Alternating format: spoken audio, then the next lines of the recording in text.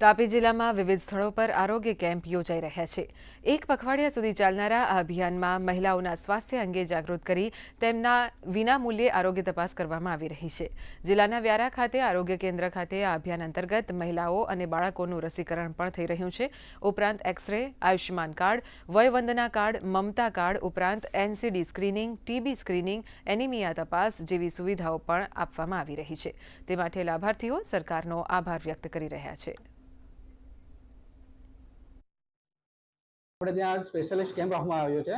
આની જે આજે આપણું હમણાં એક પખવાડિયું ચાલે છે 17 સપ્ટેમ્બરથી 2 ઓગસ્ટ સુધી સ્વસ્થ નારી સશક્ત પરિવાર આ જે થીમ છે એના પર આજે સ્પેશિયલિસ્ટ કેમ્પ અહીંયા રાખવામાં આવ્યો છે। અને આ જે આપણું પખવાડિયું છે એમાં આપણે મહિલાઓને બધી જે તપાસ જે છે, પછી માસિક ધર્મ વિશે માહિતી, પોષણ વિશે માહિતી, એમનું ડાયાબિટીસ છે, સુગર છે, એની બધી તપાસ કરવામાં આવશે। અને જે સરકારના વિવિધ સ્કીમો છે એના વિશે પણ એમને સમજાવવામાં આવશે।